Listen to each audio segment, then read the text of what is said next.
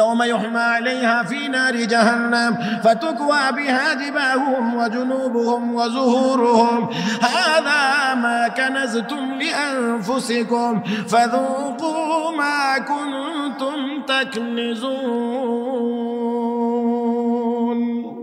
আল্লাহ রাব্বুল আলামিন বলেন এই সম্পদ এই মালকে জাহান্নামের আগুনে গরম করা হবে, জাহান্নামের আগুনে গরম করা হবে, দুনিয়ার আগুন না। ও মুসলমান, দুনিয়ার আগুনে পানি দিলে আগুন নিভে যায়, বাতাস যদি অতিরিক্ত হয় আগুন নিভে যায়, বালু যদি অতিরিক্ত দেওয়া যায় তাহলে আগুন নিভে যায়। এমনকি কোনো চুলায় আগুন জ্বলে, বড় শক্ত জিনিস দিয়ে চাপ দিয়ে ধরলে অক্সিজেন না পাইলেও আগুন নিভে যায়, আগুন নিভে যায়। ও মুসলমান, কিন্তু জাহান্নামের আগুন এমন হবে না, কোনো কিছু দিয়েই নিভানো যাবে না। সাগর মহাসাগরগুলোর সাথে জাহান্নামের কানেকশন যখন করে দেওয়া হবে সাগরগুলো শুকিয়ে যাবে। আল্লাহু আকবার।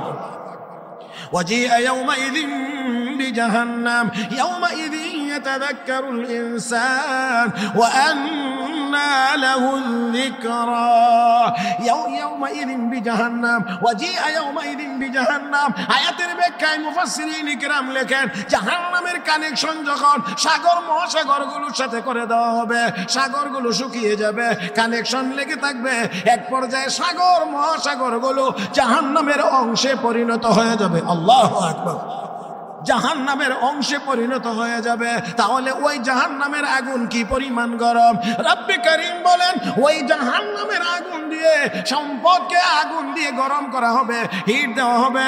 আর ফাতুকুয়া বিহা জিবাহুম, গরম করে কপালে দাগ দেওয়া হবে, ওয়া জুনুবুহুম, দুই সাইডে দাগ দেওয়া হবে, ওয়া যুহুরুহুম, তাদের পিঠে দাগ দেওয়া হবে।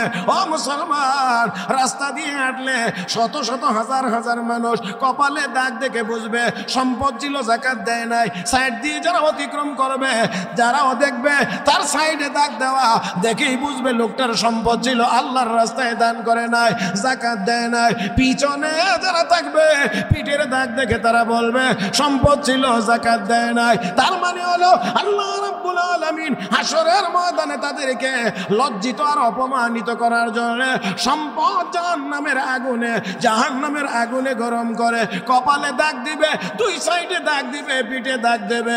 ও মুসলমান, এমন অপমান, এমন লজ্জার সামনে যেন আমাদের কাউকে পড়তে না হয়। জোরে কোন আমিন।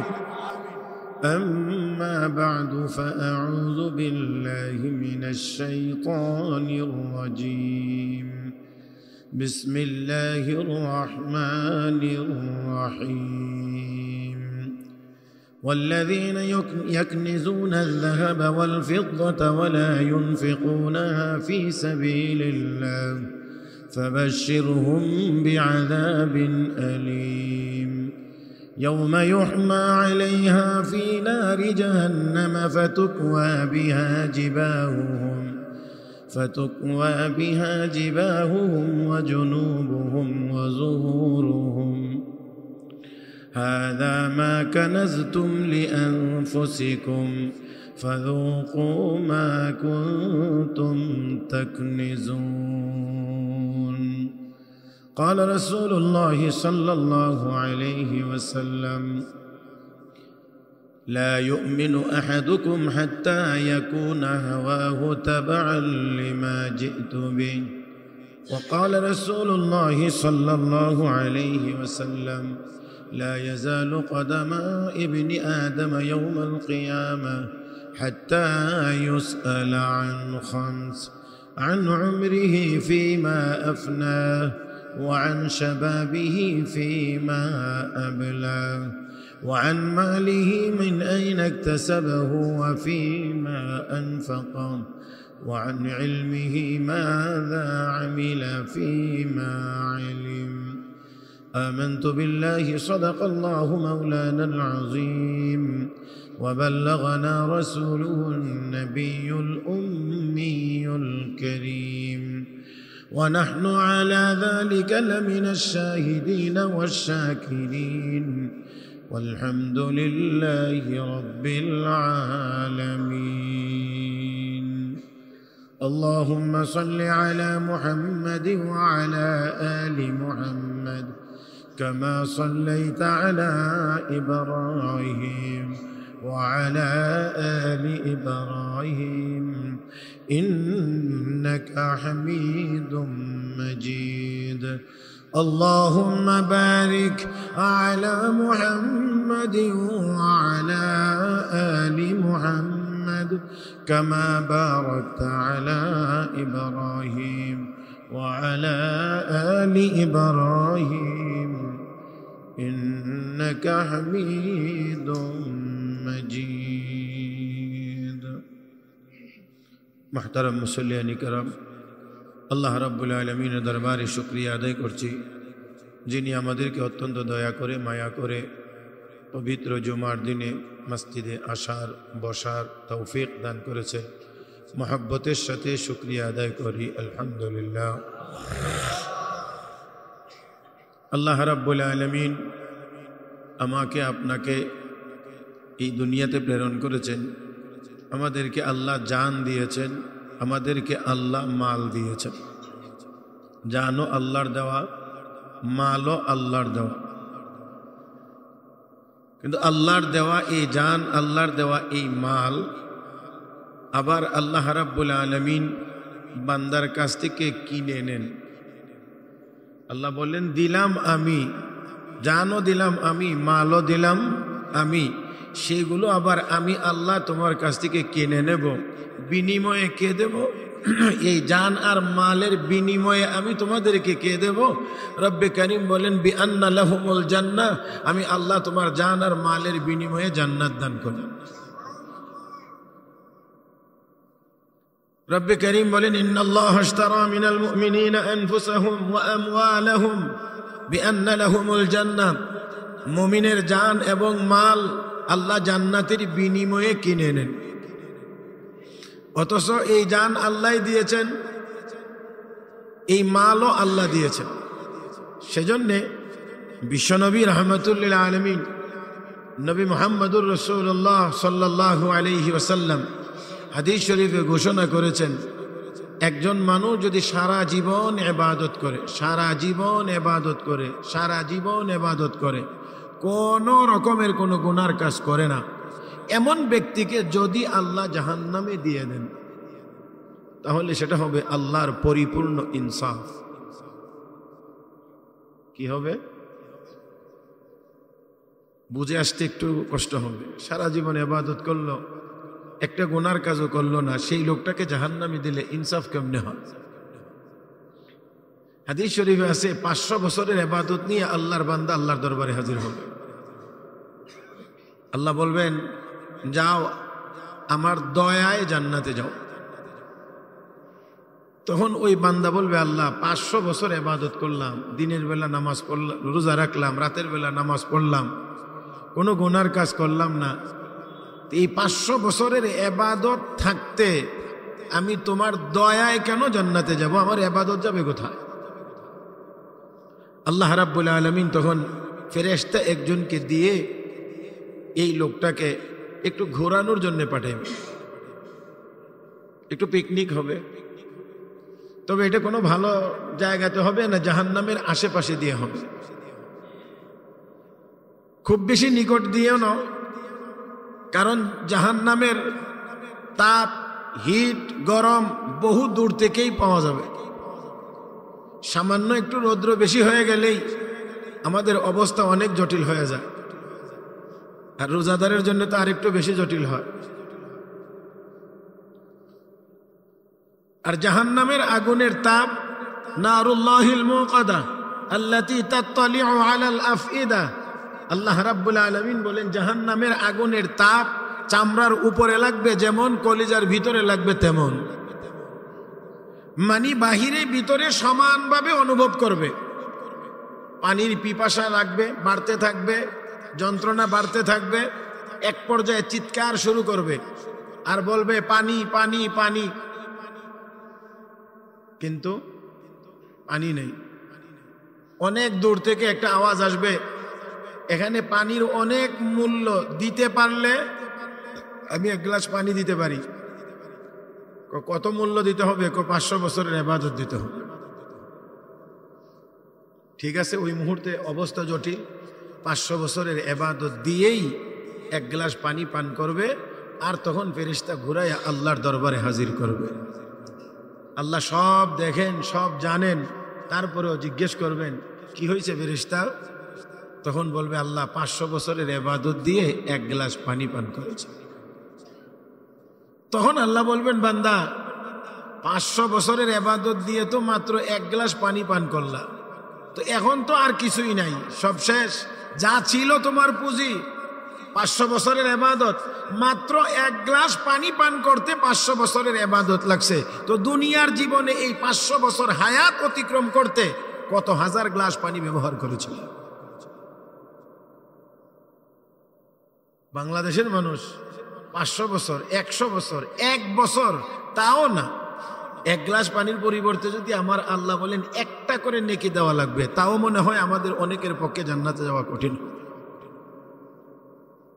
এক গ্লাস পানির জন্য যদি মাত্র আল্লাহ বলেন যে মাত্র একটা নেকি দেওয়া লাগবে, কারণ এক ওযু করতে গেলে কি পরিমাণ পানি যায়। একটু যারা টেপ সাইরে ওযু করি তারা একটু, আমি মনে হয় আগে একদিন বলছিলাম যে একটু পরীক্ষা করে দেখি, আর অনেকে তো মাশাআল্লাহ টেপের যতটুকু টেট আছে, পেস আছে, সবটা ছাড়ার পরেও চেষ্টা করে আরো নিকদ্দুর ছাড়া যায়, মানে পানি আরো বেশি করে পড়তো। তো দেখা যায় ব্যবহার হয় যতটুকু, আমার মনে হয় অপচয় হয় তার চেয়ে কয়েক গুণ বেশি। একবার ওযু করতে গিয়ে প্রায় আধা বালতির মতো পানি চলে যায় যদি খেয়াল করেন, আর যদি একবার নিচে বালতি দিয়ে ওযু করেন তখন দেখা যাবে। সেজন্য আমাদের বুজুর্গরা সবসময় তারা পাত্র বদনা, যাকে বলি আমরা, এই বদনা ব্যবহার করে তারা ওযু করতেন, তাতে করে দেখা যায় এক বদনা পানি দিয়েই ওযু হয়, পানিটা নষ্ট হয় না।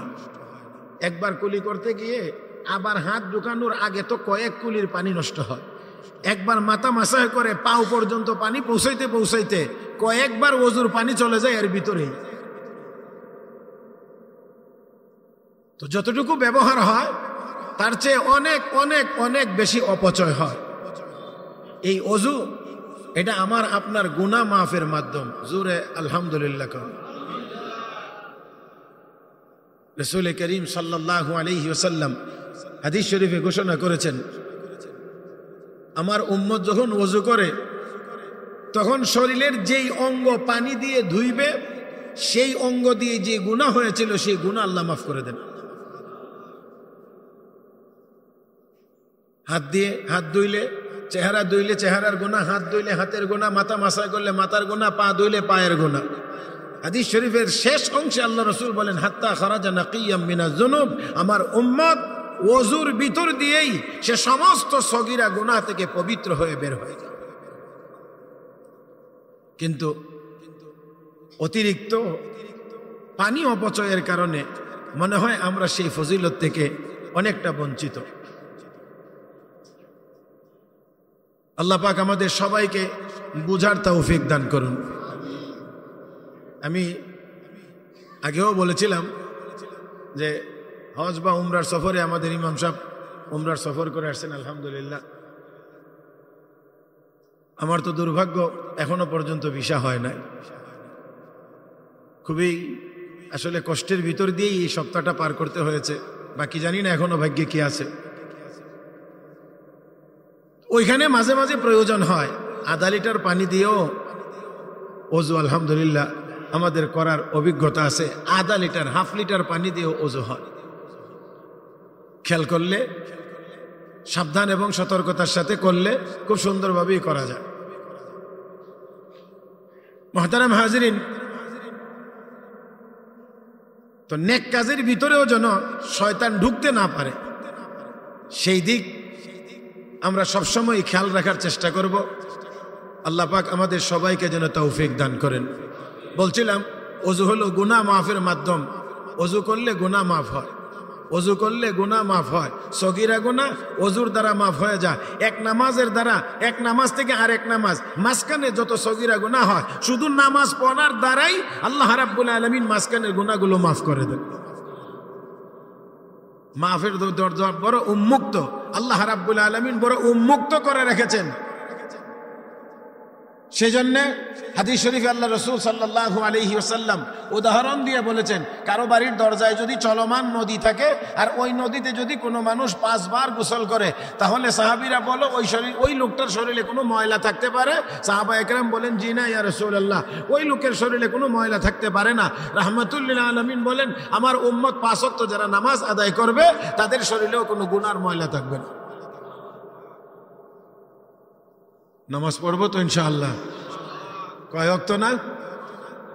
আল্লাহ পাক সবাইকে তৌফিক দান করুন, সবাইকে তৌফিক দান করুন।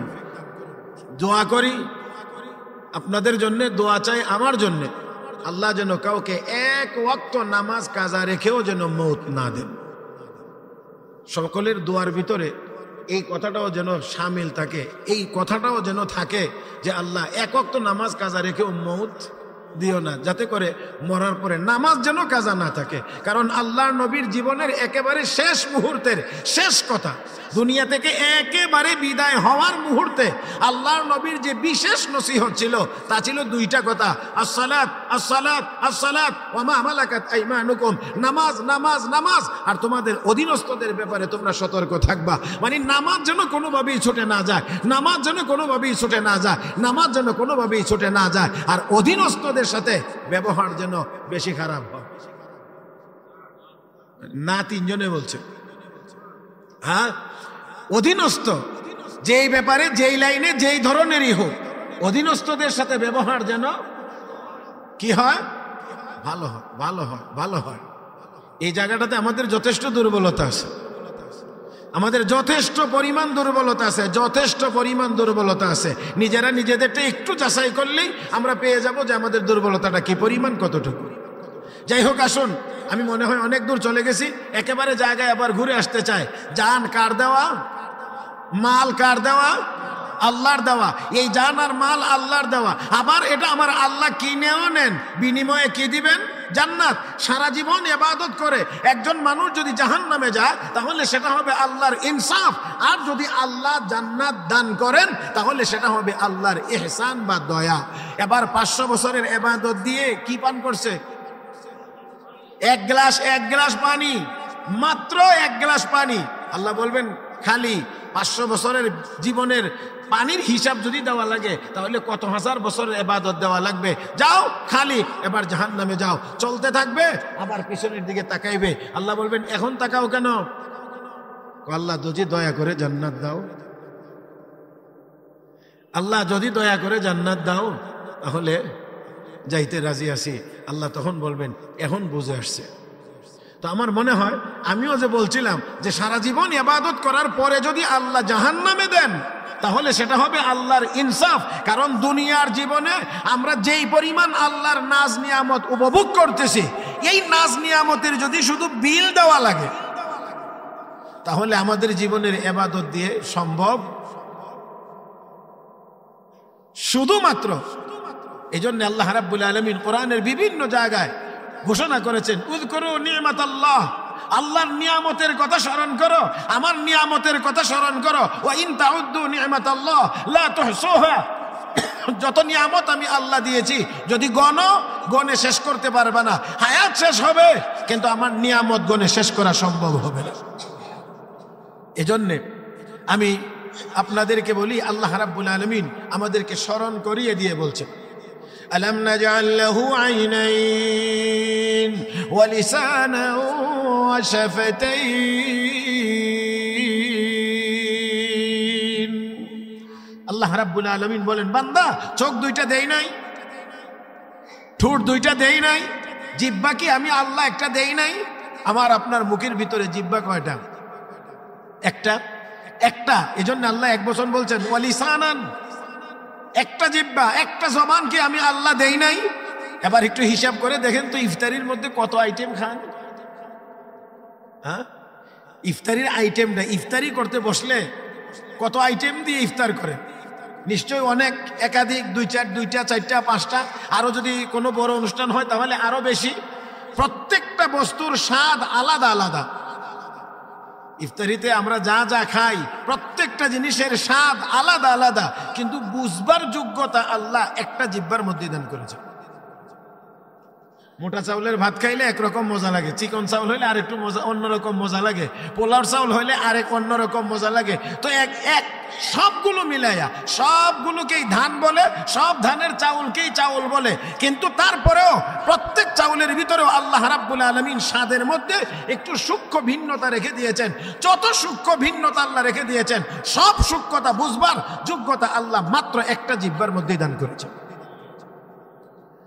মাছ যা আমরা খাই সবগুলোকেই মাছ বলে, কিন্তু ইলিশ মাছের মজা একরকম, বোয়াল মাছের মজা আর একরকম, পাঙ্গাস মাছের মজা আর একরকম, রুই মাছের মজা আর একরকম। তো যত মাছে যত রকমের মজা রাখছেন রব্বে কারিম সেই স্বাদ উপভোগ করার জন্য একটা মাত্রই জিহ্বা দান করেছেন। একটু হিসাব করে দেখেন না, একটু মিলাইয়া দেখেন, আল্লাহ যদি 2-4টা আইটেমের মধ্যে সীমাবদ্ধ রাখতেন যে এই 5টা আইটেম খাইতে পারবা এই জিহ্বা দিয়ে, যদি অন্য কোনো আইটেম খাওয়া লাগে তো জিহ্বা পরিবর্তন করা লাগবে, তো আমাদের কি উপায় হইতো? মুহতারাম হাজিরিন, তাহলে আসেন আল্লাহ রাব্বুল আলামিন আমাকে আপনাকে এইগুলো দান করেছেন, সব আল্লাহর দেওয়া। তো সবগুলো যেহেতু আল্লাহর দেওয়া, এই সবগুলোর বিনিময়ে যদি আল্লাহ শুধু ইবাদত চান যে আমি তোকে তোর জানটা দিলাম, তোর মাল দিলাম, দুনিয়াতে বসবাসের উপযোগী সবকিছু আমি আল্লাহ দান করলাম, এই সবগুলোর বিনিময়ে আগে আমাকে দে, তারপরে তোকে জান্নাতের চিন্তা করব, তাহলে আমরা শুধুমাত্র আল্লাহর যেই নাজ ও নিয়ামত উপভোগ করছি সেই নিয়ামতের বিনিময় দেওয়া ইবাদতের মাধ্যমে আমাদের পক্ষে সম্ভব না। তাহলে দুনিয়াতে যা পাইলাম তার বিনিময়ে তো ইবাদত দিয়ে হয় না, তো জান্নাত পাবেন কোথায় থেকে? জান্নাত পাবেন কি দিয়ে? এই জন্য বিশ্বনবী রাহমাতুল্লিল আলামিন বলেন আল্লাহর দয়া ছাড়া কেউ জান্নাতে যাইতে পারবে না। সাহাবী বলেন ইয়া রাসূলুল্লাহ আপনিও না? না আমিও না, তবে আল্লাহর রহমত আমার চতুর্দিক দিয়ে বেষ্টন করে থাকবে, এই জন্য আমি জান্নাতে যাব। তো আল্লাহ রাব্বুল আলামিন আমাকে আপনাকে দয়া করে এই জান দিয়েছেন, দয়া করে আল্লাহ রাব্বুল আলামিন মাল দিয়েছেন। আবার আল্লাহ ঘোষণা করলেন ইন্নাল্লাহা আশতারা মিনাল মুমিনিনা আনফুসাহুম ওয়া আমওয়ালাহুম বিআন্না লাহুমুল জান্নাহ। আরে বান্দা, ও বান্দি, জান দিলাম, মাল দিলাম, আমি আল্লাহ দিয়ে আবার আমি তোমার কাছ থেকে কিনে নিলাম, বিনিময়ে আমি আল্লাহ তোমাকে জান্নাত দান করব।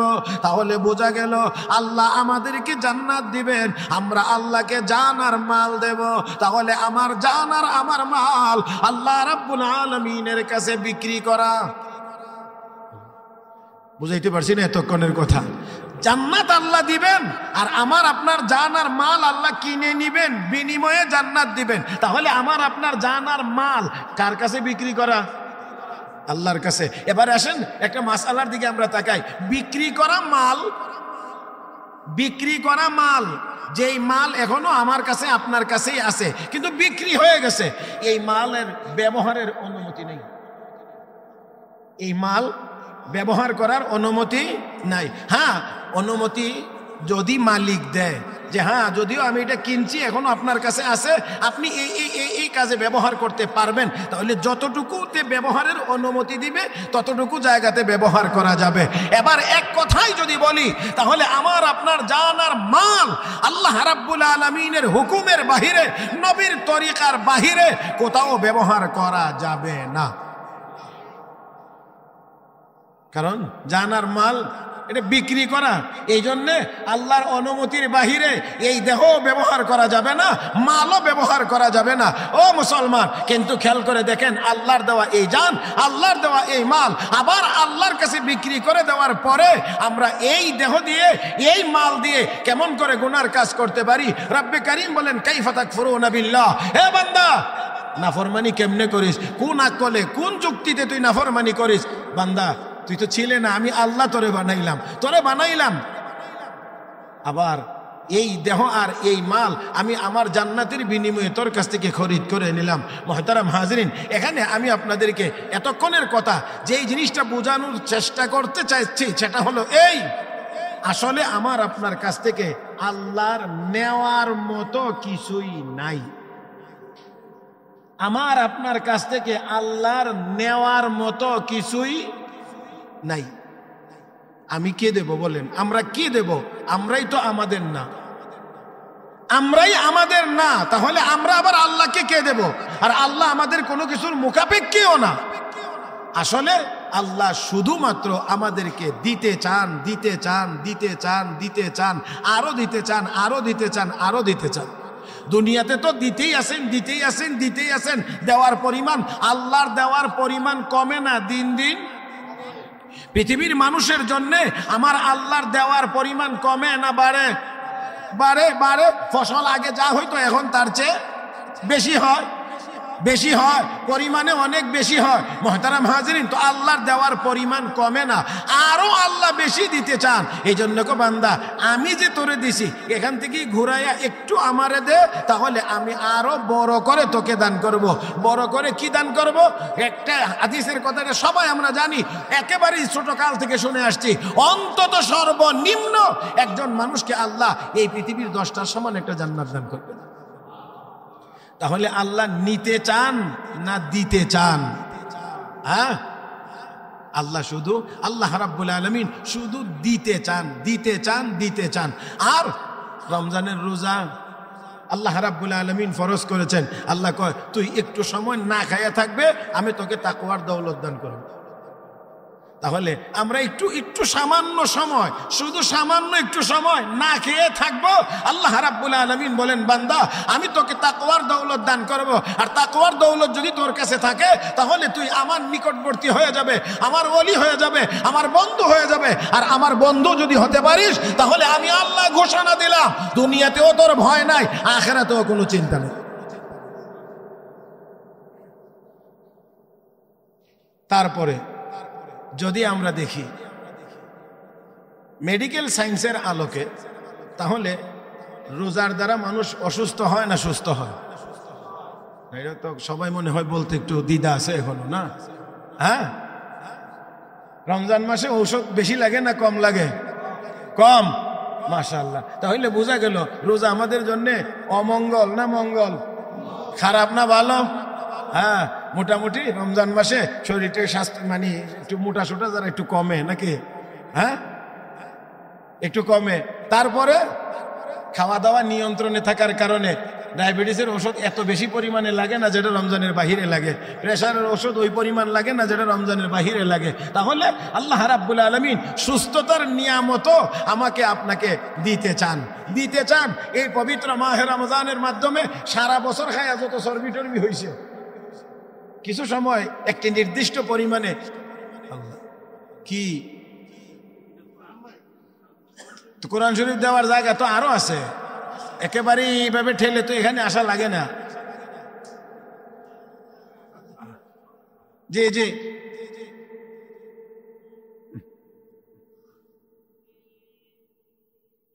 কাজ তো ভালো কিন্তু পদ্ধতি ভালো না, কথা বুঝেন নাই? জি জি,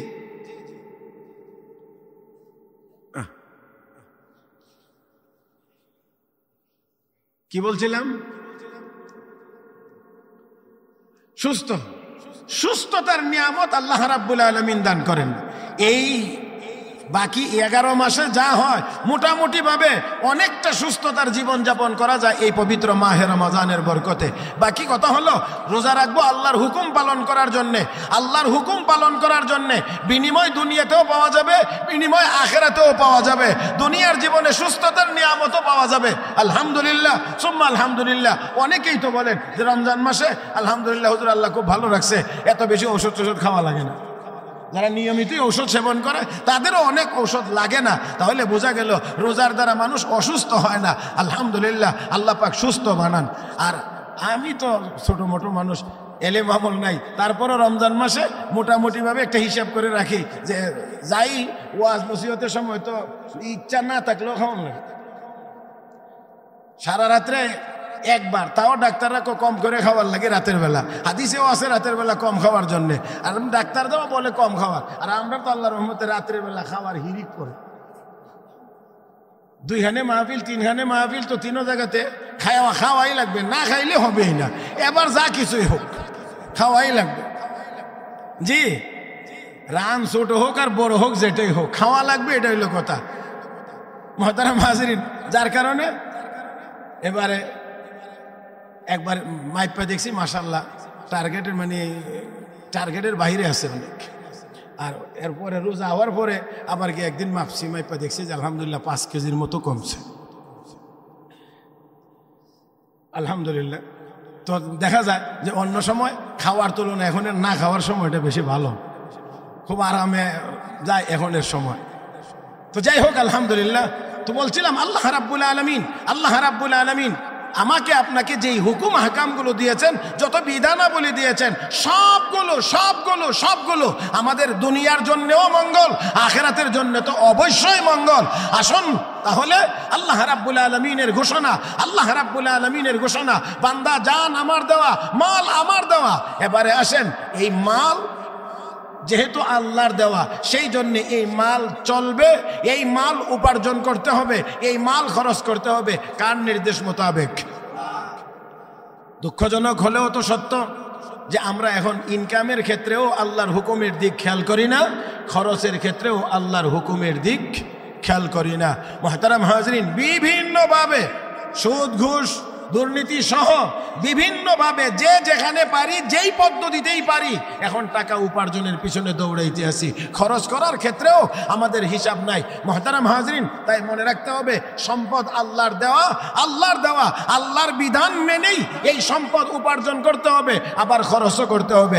যদি সম্পদ উপার্জন করার ক্ষেত্রে হারাম পদ্ধতি অবলম্বন হয়, সেজন্যও আল্লাহর আদালতে জবাব দিতে হবে। খরচের ক্ষেত্রেও যদি আল্লাহর হুকুম লঙ্ঘন হয়, আল্লাহর আদালতে জবাব দিতে হবে। শুধু জবাব দিতে হবে না, এর মধ্যে এই মাল আমদানির ক্ষেত্রে যেমন আল্লাহর হুকুম, খরচের ক্ষেত্রেও আল্লাহর হুকুম। এই খরচের ক্ষেত্রে আল্লাহর হুকুম আবার দুই প্রকার, কিছু হুকুম হলো ফরজ আর কিছু হুকুম হলো নফল। ফরজ হলো যাকাত আর কোরবানি, ফিতরা। এইগুলো আল্লাহ রাব্বুল আলামিনের হুকুম, যদিও ওয়াজিব, কিন্তু আমলের ক্ষেত্রে ফরজের মতোই। এগুলো আল্লাহর হুকুম, দিতেই হবে, বাধ্যতামূলক। এখানে একটা কথা শুধুমাত্র আপনাদেরকে স্মরণ করাইতে চাই, সেই কথাটা হলো এই, যাকাত যার উপরে ফরজ। এখন সাথে সাথে এই কথাটা জানার প্রয়োজন, সারা বছরের যাবতীয় খরচ শেষে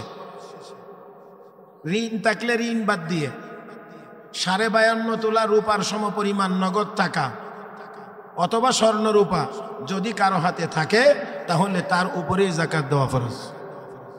একদম সহজভাবেই আমরা বুঝবার চেষ্টা করব। সারা বছরের যাবতীয় সাংসারিক খরচ বাদে ঋণ থাকলে ঋণের পরিমাণ বাদ দিয়ে যদি নগদ অর্থ অথবা স্বর্ণ রূপা 52.5 তোলা রূপার সমপরিমাণ টাকার থাকে, তাহলে তার উপরে যাকাত ফরজ। এই যাকাত গরিবেরা আপনার বাড়ি থেকে এসে নেওয়া ফরজ না। গরিবের বাড়িতে যদি গরিব না আসে আপনার বাড়িতে, গরিবের বাড়িতে পৌঁছায়া দেওয়া আপনার জন্য ফরজ, কারণ যাকাত আপনাকে আদায় করতে হবে। আল্লাহ রাব্বুল আলামিন বলেন, যদি এই হুকুম কেউ অমান্য করে, সম্পদ আছে কিন্তু যাকাত দেয় না, আয়াত তেলাওয়াত করেছিলাম, রব্বে করিম তাদের ব্যাপারে ঘোষণা করেছেন, والذين يكنزون الذهب والفضة ولا ينفقونها في سبيل الله فبشرهم بعذاب أليم। আল্লাহ রাব্বুল আলামিন বলেন, যারা সম্পদ জমা অথচ যাকাত দেয় না, আল্লাহর রাস্তায় দান খয়রাত করে না, রব্বে করিম বলেন, والذين يكنزون الذهب والفضة ولا ينفقونها في سبيل الله, আল্লাহর রাস্তায় খরচ করে না, فبشرهم بعذاب أليم। আল্লাহ রাব্বুল আলামিন বলেন, হাবিব তাদেরকে যন্ত্রণাদায়ক শাস্তির সুসংবাদ দেন। আওয়াজ করে বলেন, শাস্তির কি কোনো সুসংবাদ হয়? হ্যাঁ, আল্লাহ বলেন শাস্তির সুসংবাদ, فبشرهم بعذاب أليم, যন্ত্রণাদায়ক শাস্তির সুসংবাদ দেন। এই সুসংবাদ এটা আসলে ঠাট্টা করে বলা হয়েছে, মানে এখানে সুসংবাদ না, এটা আসলে দুঃসংবাদ। ছাত্র জীবনে কোনো কারণে যদি কোনোদিন মাদ্রাসায় অনুপস্থিত থাকছি, পরের দিন মাদ্রাসায় গেলে হুজুরে দেখেই গেত, হুজুর আইছে, বুঝেন নাই? আমরা ছাত্র, ছোট, কিন্তু হুজুরে দেখে বলতেন হুজুর আসছে, তার মানিটা কি? এটা একটু একটু ভিন্ন আঙ্গিকে বলা। আসলে এটা আমি হুজুর আসছেন এটা বলা আমাকে সম্মান করা না। এখানে গতকালকে যে আসেন নাই এই জন্য একটু রেডি হয়ে আসেন।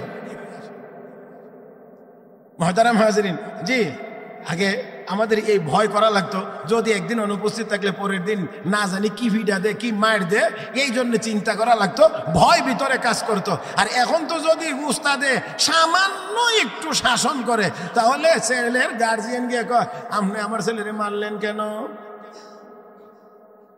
সামান্য সামান্য।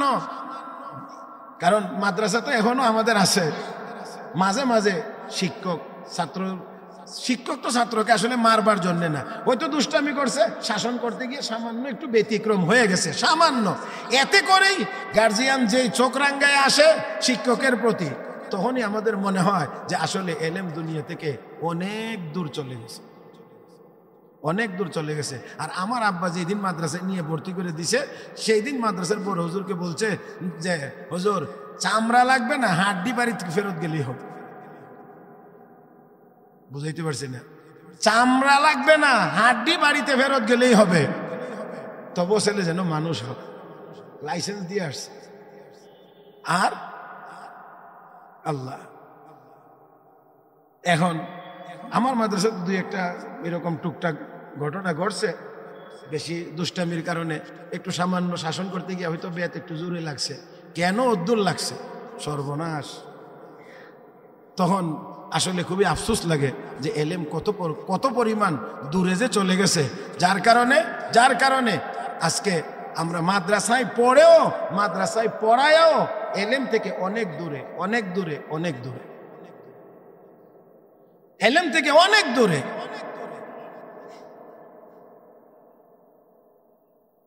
আল্লাহ পাক আমাদের সবাইকে বুঝার এবং ছেলে মেয়েদেরকে শাসন করার এই তৌফিক, এই যোগ্যতা যেন আল্লাহ আমাদেরকে দান করে। রাসূল হাদিস শরীফে বলছেন, লা তারফা আসাকা আদাবান, আদবের লাঠি তাদের মাথার উপর থেকে সরায়ও না। রাসূল আসা শব্দ ব্যবহার করছেন, আসা।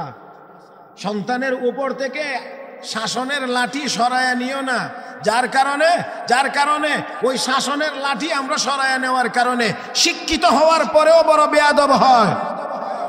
কেমনে হয়, কোথায় হয়, কদ্দূর হয়, এটা আমার দেখাইতে হবে না। চোখ কান খোলা থাকলে আপনাদের চোখেই ধরা পড়ার কথা। যেই শিক্ষকের কাছে লেখাপড়া করে সেই শিক্ষকের কলার ধরে। এটা কেমন করে হয়? মুহতারাম হাজরিন, শুধু এই আদবের অভাব থাকার কারণে অবাক লাগে। যাই হোক, আসুন আমরা আমাদের সন্তানদেরকে একটু শাসন করি। শাসন না করার কারণে আজ বিপদগামী অনেকেই, আর এই যন্ত্রণা অনেকেই ভোগ করতেছেন। কারোটা জানা আছে, কারোটা জানা নাই। কেউ কাঁদেন সকলের সামনে, কেউ কাঁদেন নীরবে। এরকম বহু মানুষ আছেন নীরবে কান্নার ভিতর দিয়ে দিন যাইতে আছে, কিন্তু কিছুই করার নাই, আর এখন কিছু বলারও নেই। আল্লাহ রাব্বুল আলামিন বলেন, সম্পদের যাকাত যদি দেয় না, তাহলে আল্লাহ বলেন ফাবাশশিরহুম বিআযাবিন আলীম, হাবিব আপনি তাদেরকে যন্ত্রণাদায়ক শাস্তির সুসংবাদ দেন। তার মানে শাস্তি তাদের জন্য অবধারিত। কি শাস্তি হবে? ইয়াওমা ইউহমা আলাইহা ফি নারি জাহান্নাম ফাতুকওয়া বিহা জিবাহুম ওয়া জুনুবুহুম ওয়া যুহুরুহুম হাযা মা কানাজতুম লিআনফুসিকুম ফাযুকু মা কুনতুম তাকনিজুন। আল্লাহ রাব্বুল আলামিন বলেন, এই সম্পদ, এই মালকে জাহান্নামের আগুনে গরম করা হবে, দুনিয়ার আগুন না। ও মুসলমান, দুনিয়ার আগুনে পানি দিলে আগুন নিভে যায়, বাতাস যদি অতিরিক্ত হয় আগুন নিভে যায়, বালু যদি অতিরিক্ত দেওয়া যায় তাহলে আগুন নিভে যায়। এমনকি কোনো চুলায় আগুন জ্বলে, বড় শক্ত জিনিস দিয়ে চাপ দিয়ে ধরলে অক্সিজেন না পাইলেও আগুন নিভে যায়। হ্যাঁ, আগুন নিভে যায় ও মুসলমান। কিন্তু জাহান্নামের আগুন এমন হবে না, কোনো কিছু দিয়েই নিভানো যাবে না। সাগর মহাসাগরগুলোর সাথে জাহান্নামের কানেকশন যখন করে দেওয়া হবে, সাগরগুলো শুকিয়ে যাবে। আল্লাহু আকবার। وجيء يومئذ بجهنم يومئذ يتذكر الإنسان وأنى له الذكرى يومئذ بجهنم وجيء يومئذ بجهنم আয়াতের ব্যাখ্যায় মুফাসসিরিন কিরাম লেখেন, জাহান্নামের কানেকশন যখন সাগর মহাসাগরগুলোর সাথে করে দেওয়া হবে, সাগরগুলো শুকিয়ে যাবে, কানেকশন লেগে থাকবে। এক পর্যায়ে সাগর মহাসাগরগুলো জাহান্নামের অংশে পরিণত হয়ে যাবে। আল্লাহু আকবার। জাহান্নামের অংশে পরিণত হয়ে যাবে। তাহলে ওই জাহান্নামের আগুন কি পরিমাণ গরম! রব্বে করিম বলেন, ওই জাহান্নামের আগুন দিয়ে সম্পদকে আগুন দিয়ে গরম করা হবে, হিট দেওয়া হবে। আর ফাতুকুয়া বিহা জিবাহুম, গরম করে কপালে দাগ দেওয়া হবে। ওয়া জুনুবুহুম, দুই সাইডে দাগ দেওয়া হবে। ওয়া জুহুরুহুম, তাদের পিঠে দাগ দেওয়া হবে। ও মুসলমান, রাস্তা দিয়ে হাঁটলে শত শত হাজার হাজার মানুষ কপালে দাগ দেখে বুঝবে সম্পদ ছিল, যাকাত দেয় নাই। সাইড দিয়ে যারা অতিক্রম করবে, যারাও দেখবে তার সাইডে দাগ দেওয়া, দেখেই বুঝবে লোকটার সম্পদ ছিল, আল্লাহর রাস্তায় দান করে নাই, যাকাত দেয় নাই। পিছনে যারা থাকবে, পিঠের দাগ দেখে তারা বলবে সম্পদ ছিল, যাকাত দেয় নাই। তার মানে হলো আল্লাহ রাব্বুল আলামিন হাসরের ময়দানে তাদেরকে লজ্জিত আর অপমানিত করার জন্য সম্পদ জাহান্নামের আগুনে গরম করে কপালে দাগ দিবে, দুই সাইডে দাগ দিবে, পিঠে দাগ দেবে। ও মুসলমান, এমন অপমান, এমন লজ্জার সামনে যেন আমাদের কাউকে পড়তে না হয়। জোরে কোন আমিন। আর একটু জোরে কোন আমিন। শুধু এটা না, এমন আরো অনেক পাপ আছে। ইউরাফুল মুজরিমুনা বিসিমাহুম, পাপিষ্ঠদেরকে তাদের আলামত দেখে চেনা যাবে কে কোন ধরনের পাপী। মুহতারাম হাজরিন, বিশ্বনবী রাহমাতুল লিল আলামিনের এক লম্বা স্বপ্নের কথা হাদিসের কিতাবে বর্ণিত আছে। নবী সাহাবীদেরকে বলছিলেন, সাহাবীরা কেউ কোনো স্বপ্ন দেখছো? দেখলে নবী বলতেন, নবীর সামনে বললে নবী তার তাবির বা ব্যাখ্যা বলতেন। একদিন নবী নিজেই বলছেন, আমি এই লম্বাটা বলতে পারবো না, এর মধ্যে একটা বলি, সেটা হলো এই রাহমাতুল লিল আলামিন বলেন, স্বপ্নের এর ভিতরে, এই লম্বা সফরের ভিতরে, স্বপ্ন জগতে সফর। তবে নবীর স্বপ্ন আর আমাদের স্বপ্ন কিন্তু এক না, এটা মনে রাখতে হবে। নবীর স্বপ্ন ওহীর অংশ।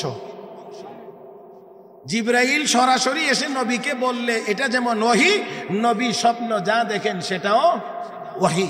এটাকে আবার ভিন্ন দিকে নেওয়া যাবে না, নবী স্বপ্ন দেখছেন, এই জায়গায় আবার ভুল করলে হবে না। মুহতারাম হাজরিন, সেজন্য নবীর নবুয়তি 23 বছর জীবনীর মধ্যে প্রথম 6 মাস শুধু স্বপ্নের মাধ্যমেই ওহী আসছে, স্বপ্নের মাধ্যমেই।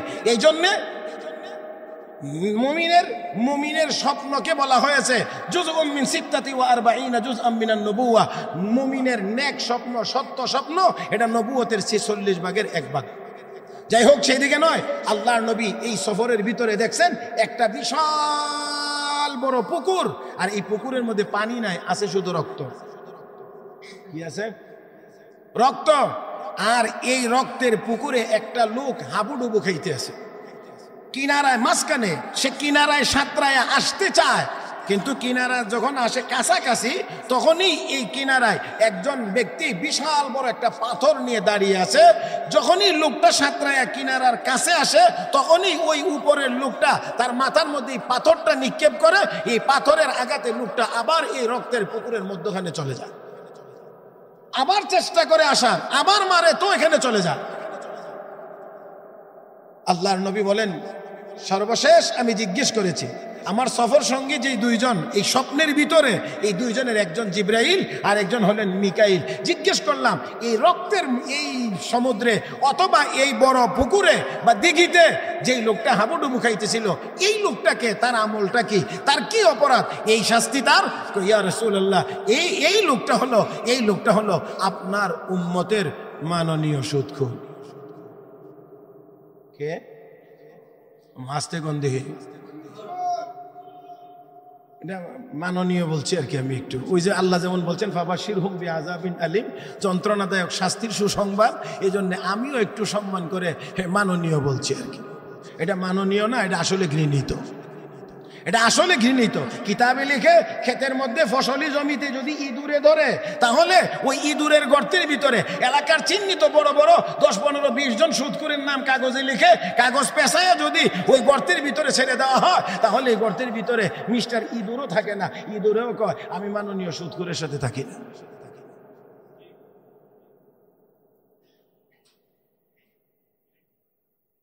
আর আমরা মনে করি অনেক টাকার মালিক হয়ে গেছে, হাম কুছ হুয়া है, তাই না? হ্যাঁ আমার ভাইয়েরা, যাই হোক আসুন, তো আল্লাহর নবীকে জানানো হয়েছে, জিবরাইল বলছেন এই লোকটা হলো সুদখোর। হাসরের মাঠে এমন অনেকের অনেক আলামত থাকবে। এর মধ্যে আরেকটা বলে আলোচনা শেষ করতে হবে মুহতারাম হাজিরিন, সেটা হলো অনেকের মাথার মধ্যে বিশাল বোঝা থাকবে, অনেক বড় বোঝা। বোঝা কেন?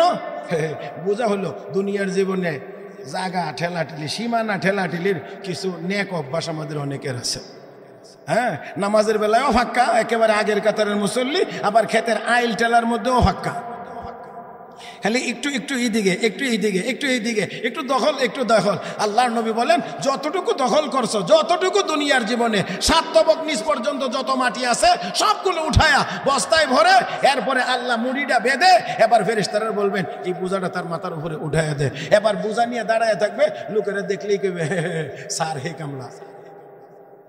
আল্লাহ, আজকে আমি আসলে একটু মানসিকভাবে আজকে একটু এলোমেলো, তারপরেও কিছু কথা বলার চেষ্টা করছি। আর আপনাদের একটু নড়াচড়ায় বোঝা যায়, আপনারাও মনে হয় কিছুটা এলোমেলো লাগে আমার কাছে। একটু আমার সাথে একটু সহযোগিতা করেন মুহতারাম হাজিরিন। তাহলে আসুন, বলতে চাইছিলাম যে মাথার মধ্যে এত বড় বোঝা, দেখলেই বোঝা যাবে উনি কি কাম করে গেছে। তাহলে যতটুকু বোঝা সহ্য করতে পারবেন এতটুকুই দখল করেন আর কি। যত বড় বোঝা বহন করতে পারবেন দখল ততটুকু করেন। আর যদি মনে করেন যে না পারবো না, তাহলে দয়া করে এই দখল যেন আমাদের কারো দ্বারা না হয়। আল্লাহ আমাদের সবাইকে বুঝার তৌফিক দান করুন, বলি আমিন। মুহতারাম হাজরিন, তাহলে আসুন শুরু কথা দিয়ে আবার শেষ করতে চাই। তা হলো এই, জান কার দেওয়া, মাল কার দেওয়া? জানো আল্লাহর, মালও আল্লাহর। আবার আল্লাহ এই জান আর মাল আমার আপনার কাছ থেকে কিনে নিয়ে যাবেন, বিনিময়ে কি দিবেন? সবার জবানে শুনতে চাই, বিনিময়ে আল্লাহ কি দিবেন? আপনার বাড়ি যত সুন্দরই হোক, যেই জিনিস দিয়ে বানাইছেন সব মাটির উপাদান, রড মাটি, ইট মাটি, সিমেন্ট মাটি, বালু মাটি, সবগুলো রড থেকে নিয়ে যা আছে সব উপাদান মাটির। আর আল্লাহর জান্নাতের বিল্ডিং হবে একটা ইট স্বর্ণের, একটা ইট হবে রূপার, কংক্রিট গুলি হবে মতির, প্লাস্টার হবে মেশকো জাফরানের। একতলার ছাদ কদ্দুর উপরে? 10 ফুট। হ্যাঁ, 10 ফিট। উপরে গেলে আর একটু কমে নাকি? উপরে গেলে 9 ফিটও হয়, একটু কমে। কিন্তু আল্লাহর জান্নাতের একতলার ছাদ হবে আসমান যদ্দুর উপরে, একতলার ছাদ হবে ততটুকু পরিমাণ উপরে। খুব ছোট না? হ্যাঁ হ্যাঁ, বলেন না, একটু ছোট না জান্নাত? হ্যাঁ, নিম্ন একতলার ছাদ, আসমান যত উপরে একতলার ছাদ হবে তত উপরে। মুহতারাম হাজরিন, সেই জন্য আমি আপনাদের কাছ থেকে এবার জানতে চাই, ওই আল্লাহর জান্নাতটা আমরা সবাই কিনতে চাই না চাই না? লাগবে জান আর মাল। অনেকে মনে করেছিলেন হুজুর তো উমরাতে চলে গেছে, আজকের জুমায় তো আর কিছু দেওয়া টেওয়া লাগবে না। হ্যাঁ, এরকম একটা নিয়ত তো অনেকেরই ছিল। তো যাক, আসলে আল্লাহর হুকুম যা তা মেনে নেওয়াই মুমিনের কাজ।